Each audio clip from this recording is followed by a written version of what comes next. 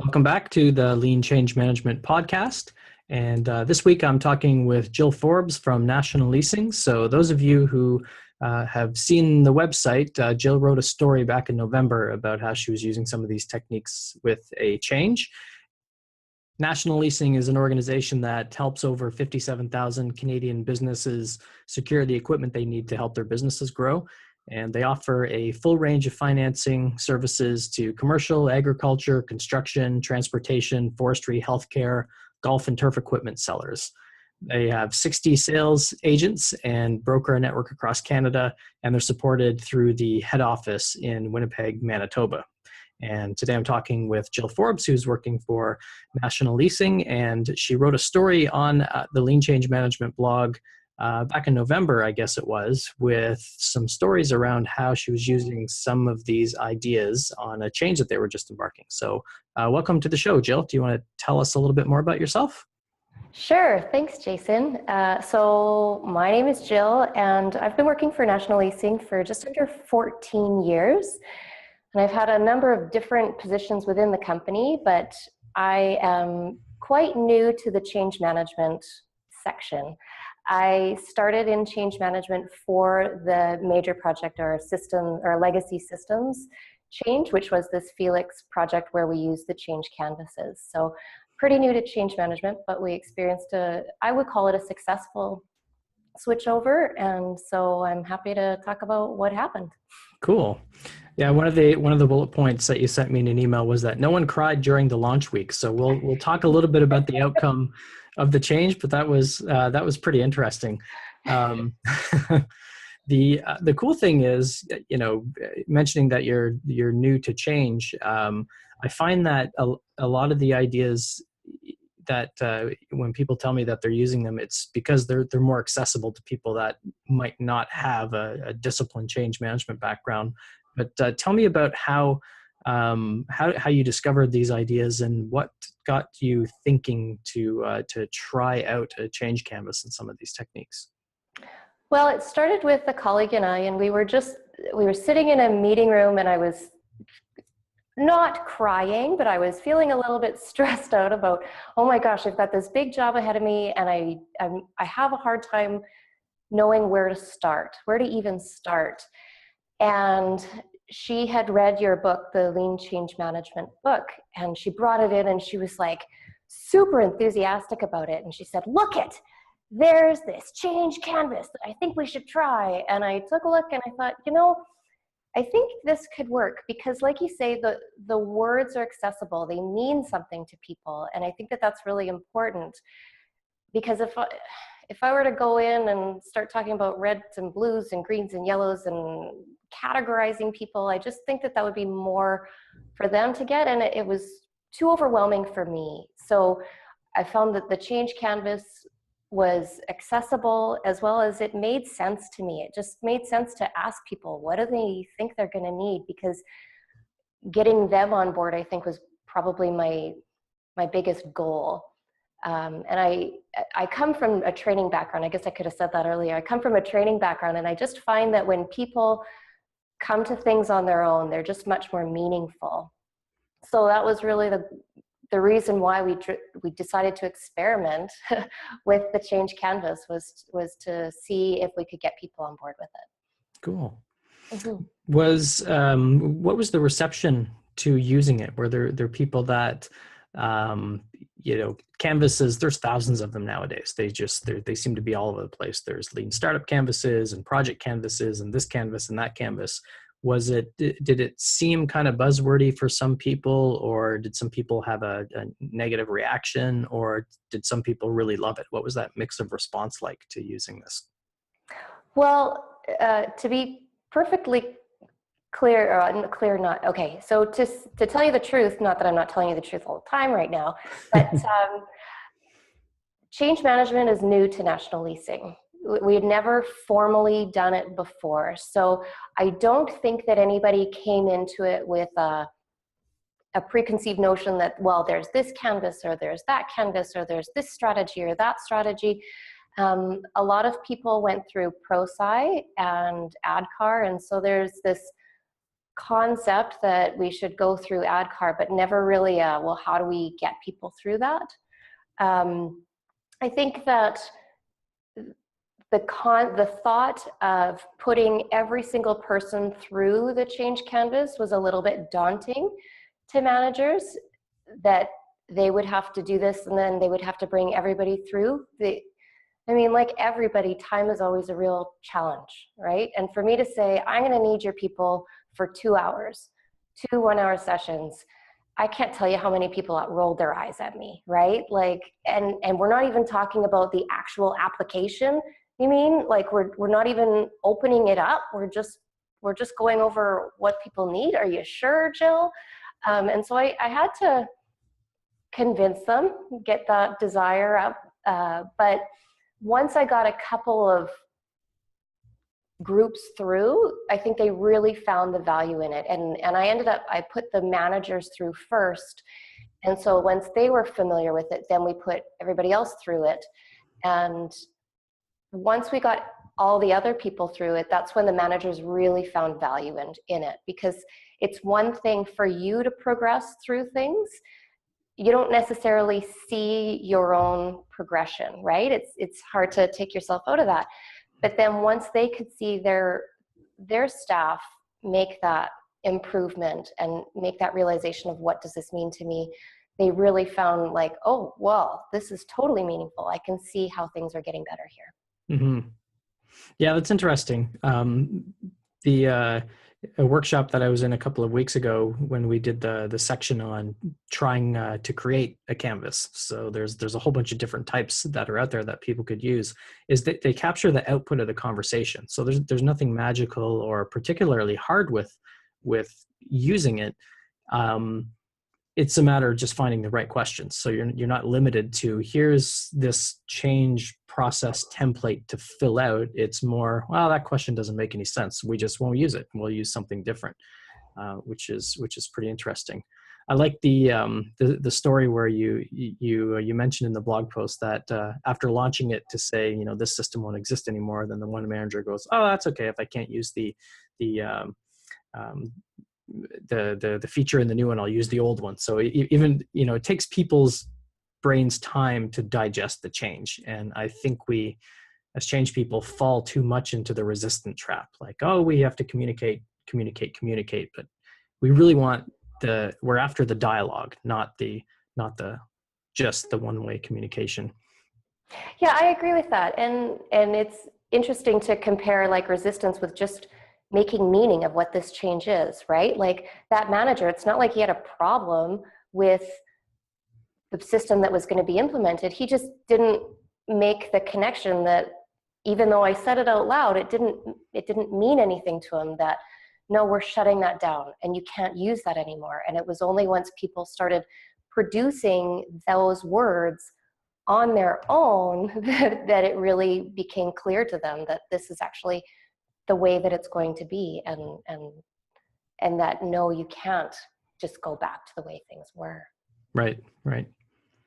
The one section where we have the conversation around who's affected by this change and what do they need to do differently, I do find a lot of people, when they get to that part, if it's a replacement of an IT system or bringing in Agile or whatever it is, they tend to just say, well, everybody's affected, and they're affected in a big way. Did you guys go deeper into coming up with ways that, hands on the keyboard people using the system might have a deeper impact than the managers, and what was that conversation like?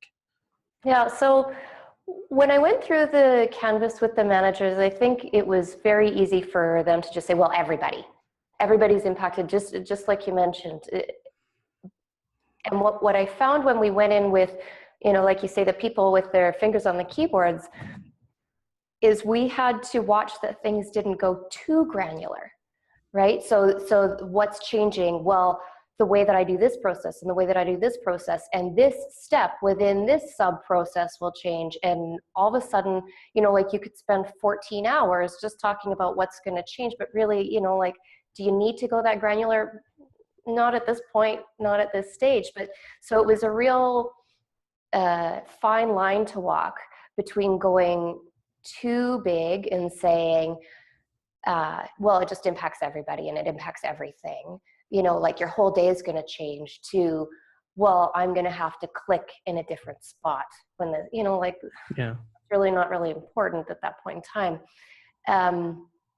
So I did have that conversation with managers beforehand to say, things will likely get pretty granular, and it's up to you to, bring them back to, we don't want to talk at the 50,000 foot level, and we don't want to talk at the 100-foot level. We kind of want to aim for that 10 to 20,000 foot level.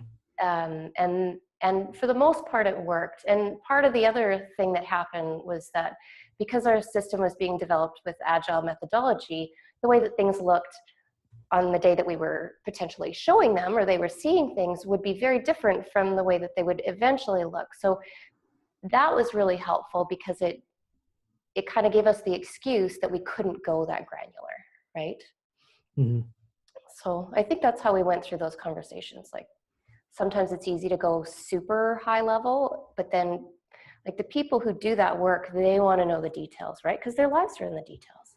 Yeah, for sure. Yeah. I guess there's nothing worse than being in front of a new system when you're trying to do something and there's a customer sitting in front of you, and what am I supposed to do again?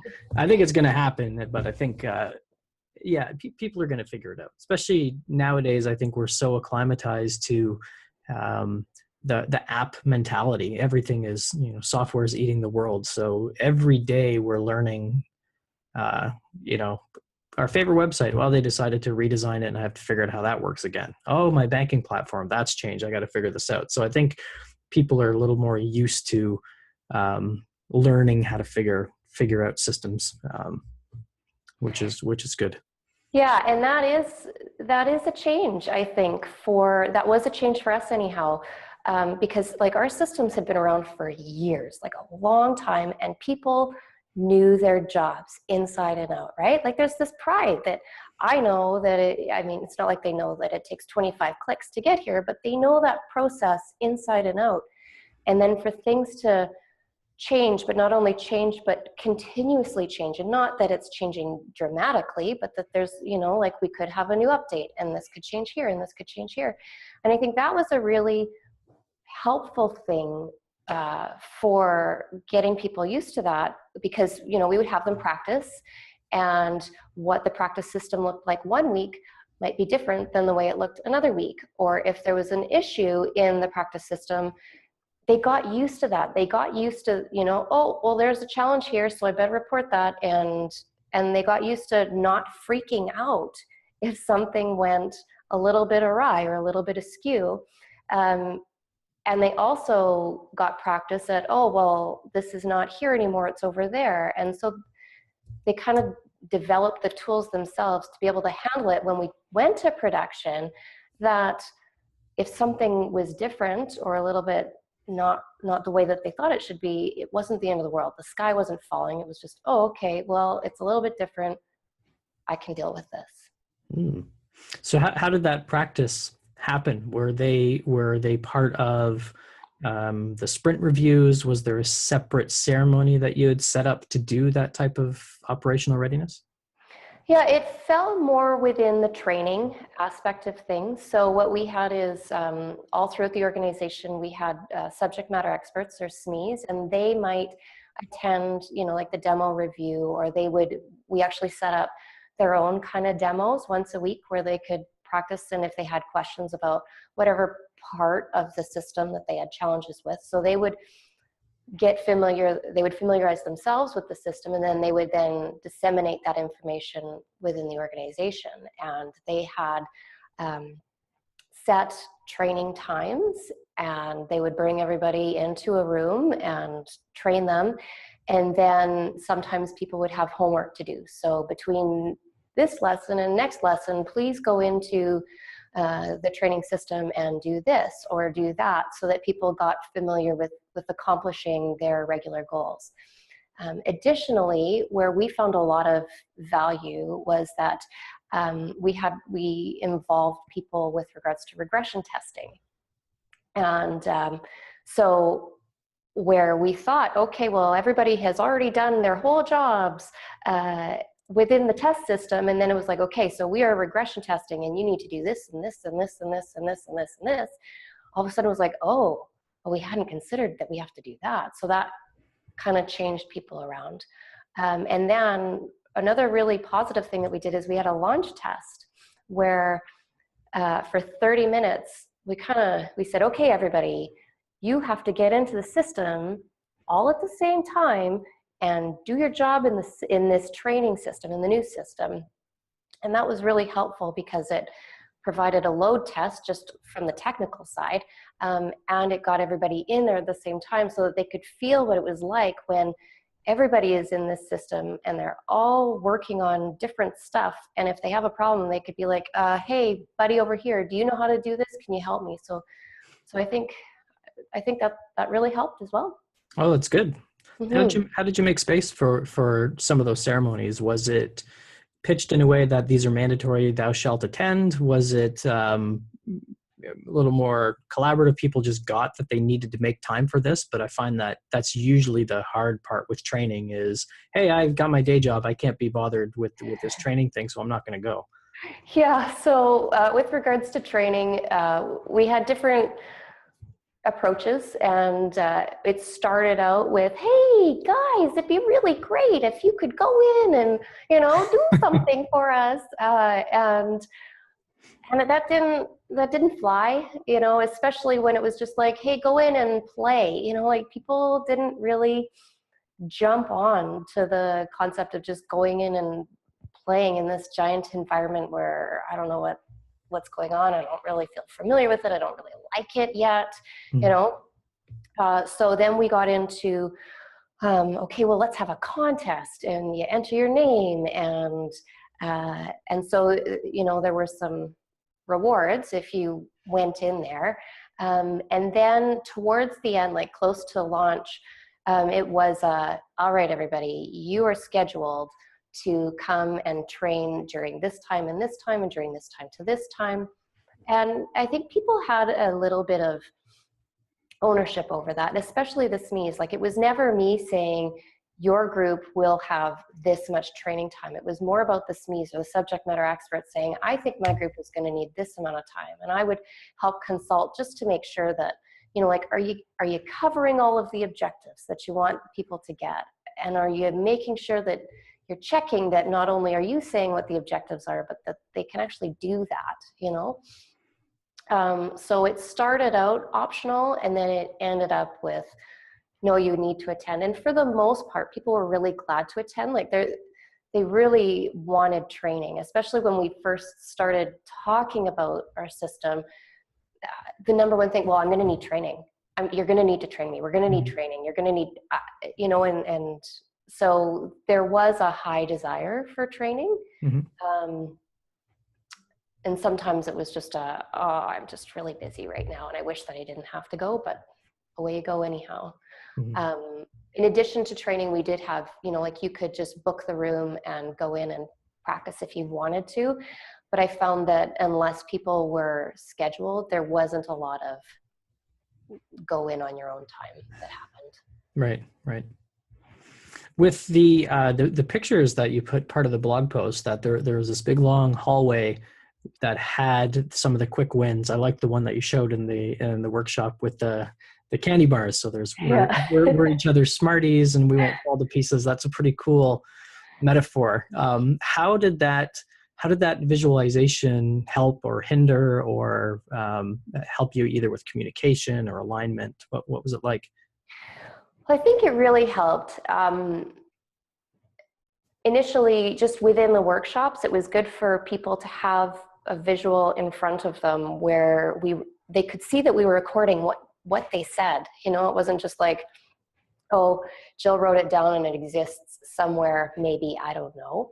So I think it made people, well, I hope that it made people feel like what I say matters, because there it is. And then, like, we had the canvases, like you say, along a highly frequented hallway. And that was really good because it gave anybody the opportunity to see what was going on with different departments. it was also good for executive to walk by and see that, hey, like this is a big deal. And for, like under what kind of support are we going to need? If people see their names there, like I'm going to need support from my executive, Chris, then that was more meaningful to him, right? It wasn't just like, well, I'm going to need, obviously something's going to have to happen, but what actually is that? So I think it was helpful just for people to have in general in the office to have an understanding of what Felix, that's our system, what Felix did or what's going on with it, even if you're not directly impacted, as well as it helped people feel like what I say matters and what I need matters. Mm-hmm. And also it's just kind of fun. Like it's cool to have a bunch of stuff all along the walls. And that wins board with the chocolate bars and stuff, it's engaging. Mm-hmm. You want to look at that and you want to see, oh, what did they put for the Thrills gum? Or like it's fun, and people could take ownership. Like I encouraged people to take ownership over the wins board, and some people did and some people didn't, and that's okay. Like it's whatever they want to make out of it is what's important there. Yeah. I think it's important that people find some type of metaphor or story or something that helps with the stickiness factor. Mm-hmm. One organization I worked with, we were using something called Mastering the Rockefeller Habits, and it preaches the same thing. So you have to find your groove or find your thing, and ours was moving boulders. So we used as part of the reward process, it was everyone had bowls. And we had a big pile of these decorative pebbles. So if you were in sales and I was in development, I could say, well, I'm going to give this pebble to Jill because she helped me understand this particular thing for a feature I was working on, and here's a pebble for you. And that became the thing for us to help stitch the change together. So I think the candy bars does same thing. It helps people just, it doesn't always have to be serious. It can be fun. It can be something that's a little bit cool. Did that stuff become wallpaper at some point? Because I imagine it was probably in that hallway for a good year, I would think, right? Yeah, it was in the hallway. I think it was just under a year that it would be there. Some departments, after a few months, I approached the managers of the departments and I said, so look, are you guys still using this or not, or what? And some department managers said, yeah, I take it into my department meetings, and we don't move a lot of Post-it notes or anything, but it is still good just to have that visual and to bring that in. And other departments said, yeah, we just kind of leave it alone. And that's okay. I think like really it depends on what you were hoping to get out of it. And my real objective was to make the change matter to the people. And and I shouldn't say I met that objective. We met that objective just in putting on those workshops and getting people engaged in what the change meant to them and how they could be part of it. Cool. So as far as the actual outcome, so we talked a little bit at the top that no one cried during launch week, and the one number that stood out, which I think we kind of touched on it, was you said 97% of the people felt that their departments felt prepared. And when you were talking about the approach to training and the practice sessions, that may have contributed a lot to it in my view. But can you say a little bit about the outcomes that you got? Yeah, well, I feel really proud about that number. I have to say, for our whole organization, that 97% said that not only they were prepared, but their department was prepared. And I think a few things that contributed to that were the change canvases, just to get people's minds wrapped around what it meant. But you're right, the training, I think, had a major impact there. And one of the pieces of feedback that I received is we were actually scheduled to launch on November 1st, but that launch date was postponed by a month. So instead of launching on November 1st, we launched on December 1st, which gave people a whole extra month of review and refresher and, oh, well, I'm a little bit unsure about this and I'm a little bit unsure about that. So it gave them that extra confidence boost. But I shouldn't, like, it's not like they weren't, I don't think that they were, it's not that I don't think that they were prepared for November 1st. I think that they were prepared. I think sometimes it's just like, oh my gosh, it's happening, it's happening, it's happening. And then all you can think about is, well, what could go wrong? What could go wrong? What could go wrong? Well, I've only reviewed this one thing one time, and even though I've got the work instructions, what happens, so it gave people the opportunity to really spend the time with their SMEs and develop that comfort level. But also we had a really good launch team, right? Like we had people on the floor. I think I've heard you call it nerds in purple jackets. Yeah. So nobody was in a purple jacket. We debated with like space heads or something like that, but because the theme for Felix is he's launching into space. But in the end, it was just, wear comfy clothes and hope for the best. But we had a lot of people around for support, and they really, even though they might not have been used like in a, oh my gosh, things are going crazy here. I think just having them there and available and known helped people feel a little bit more calm.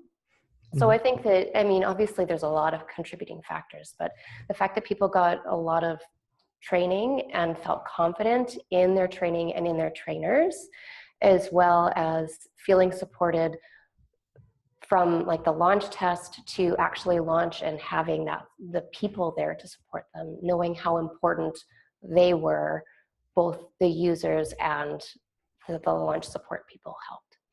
Okay. And you did mention that the target, it launched within 5 weeks of that target date, which is pretty good for forecasting out in a 2-year long project. Yeah, our developers were pretty proud of that, actually.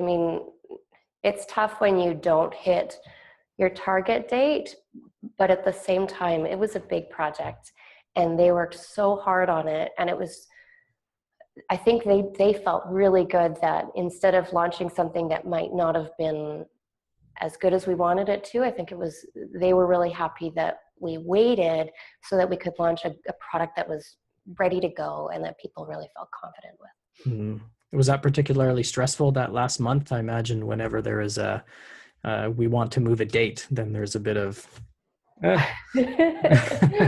yeah, October was a stressful month for people, and the decision to postpone wasn't made until very late in October, the last week in October. So, there was this big push, and then okay, so the pressure is relieved. But then it was almost like, okay, we're postponing by a month, but that doesn't mean that we take our foot off the gas. Right? Like you still need to be ready for that. You can't just be like, now we've got an extra 6 weeks, so no problem. Like it was kind of like, we're postponing, but we better be ready for November 15th and not November 1st. Do you know what I mean? Like we wanted to build that 2-week buffer zone. Yeah. So before we get into the wrap up, is there any story or insight that I haven't asked you about that you wanted to share, whether it's an outcome or a measurement or some type of aha moment? I don't think so. Our biggest things were that we engaged people to make the change their own. I'm most proud about that. And this will come as no surprise to change management people. We had really good executive support, right? Like they were there, but they weren't on top of us, right? They weren't on top of everybody and micromanaging. We could go to them and just be like, okay, we're going to need your help here, or we're concerned about this. We can go this way or this way. What do you want? And then one of the things that only came to me after we launched was like I mentioned before, getting people to work in the imperfect system so they got used to things not being perfect. Right. I think that was a real big win for us.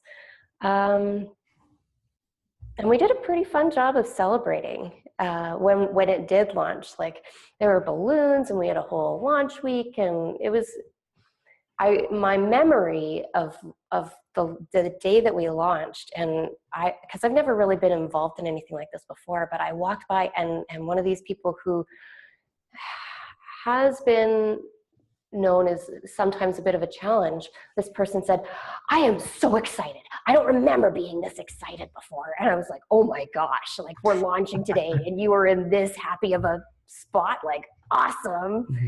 But then that morphed in the afternoon, like from this buzzing in the office, it morphed to quiet. Like it was remarkably quiet when we launched, and I wasn't expecting that, but the quiet was just that people were doing their jobs, which was, oh, okay, you know, like I don't want to wreck anything by saying anything, right? So yeah, I just think we did a few things well, and that's because of a really great, strong team that sometimes people were on board, but if they weren't, you know, we eventually brought them on board. But surely. Yeah. I love the story. I always reference it in the workshops and things like that. And I remember the first couple of chats that we had, there was, you just had that sense of, we know where we're going to go. We're not exactly sure how we're going to get there, but we'll figure it out. So there was always a feeling of confidence that, if we get people together, communicating, collaborating, helping them see that they own the change, supporting them, then it's going to work out. So I kind of got that vibe when you told the story at the workshop in Ottawa, and then from our chats. So I think there is a lot that us change folks can learn around. Just it might sound corny, but remain calm. Right? We will figure it out. You know, we don't need to hold people's hands through this, and we don't need to worry about resistance and stuff. We just need to kind of function the way society does, create our agreements, have conversations, have the hard conversations, and we will figure out a way through it. Yeah. And also just being open to experiment, right? Like, well, I see that this might be a challenge, so how about I try that and see how it works? And, you know, like kind of putting that out there and then leaving it, and then evaluating, like, did it work? Did it not work? How well did it work?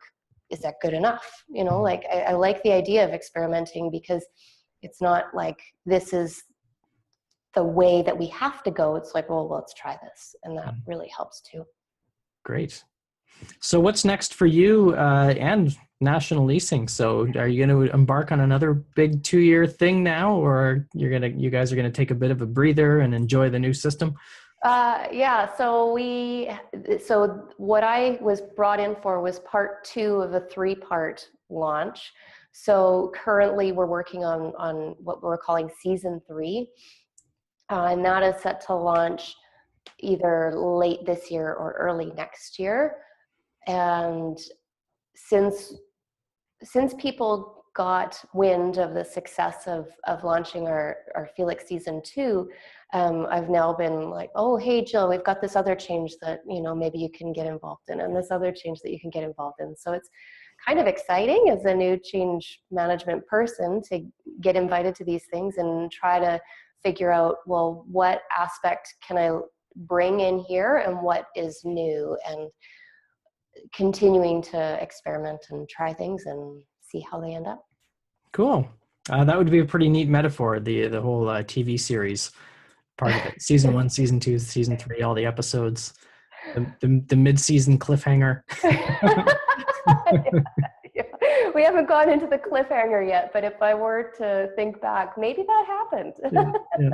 Awesome. Well, thanks very much for taking the time to chat. And for those listening on the podcast, or for those watching this on YouTube, if you have any questions, feel free to add it to the blog post, and we'd be more than happy to respond to those comments as well. And there is a feedback URL. So given that we've changed the format of the podcast and the videos here, if you go to leanchange.org/podcast feedback, and we'd appreciate any feedback, because we've gone to a live and unscripted model instead of something that's shiny and polished for most podcasts. So hopefully you're enjoying that format. But thanks again very much, Jill, for joining us, and check out the show notes for how you can learn more about this awesome story. Thanks, Jason. Thanks.